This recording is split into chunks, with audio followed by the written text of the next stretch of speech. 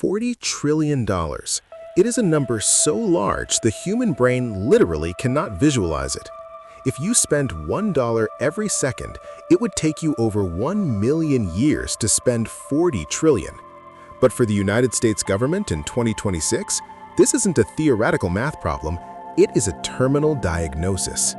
We have officially entered the $40 trillion trap, a point of no return where the interest on the debt is now larger than the entire defense budget. Welcome back to EconDepth Insiders.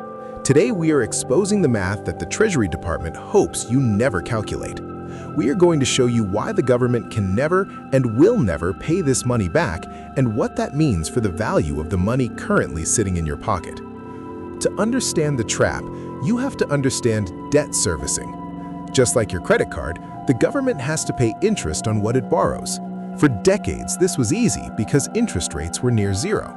We borrowed trillions and paid almost nothing to hold the debt. But in 2026, the party is over. As inflation persisted and rates rose, the cost to carry that $40 trillion exploded.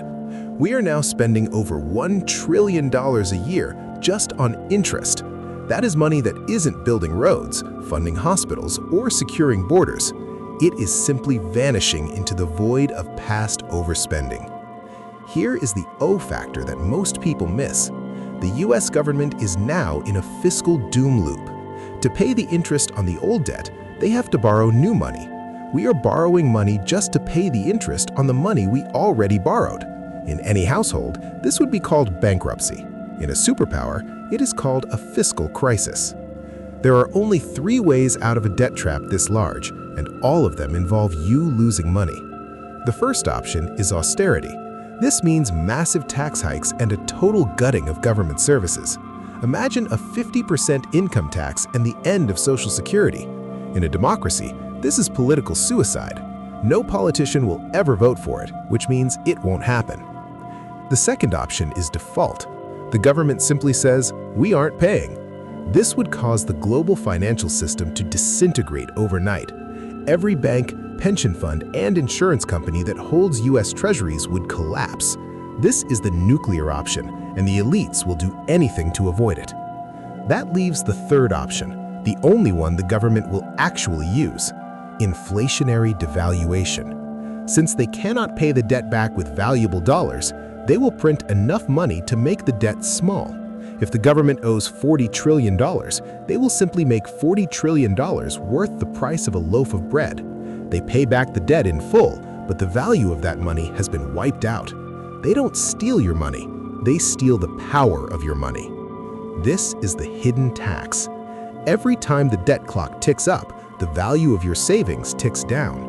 The $40 trillion trap is effectively a giant vacuum cleaner, sucking the purchasing power out of your bank account to pay for decades of government mismanagement. In 2026, the trap is closing. Foreign nations seeing this math are stopped buying our debt. This forces the Federal Reserve to be the buyer of last resort. They print the money to buy the debt, which creates more inflation, which requires more borrowing. It is a self-sustaining fire. The lesson is clear. The $40 trillion will never be paid back in the way you think. It will be inflated away. If you are holding your wealth in promises to pay, like cash or long-term bonds, you are the one who will be trapped. Survival in 2026 requires moving your wealth into hard assets, things the government cannot print more of. Gold, silver, Bitcoin, and productive land are the only lifeboats left. The debt isn't just a government problem, it's a you problem. When the trap finally snaps shut, you want to make sure your hands aren't inside.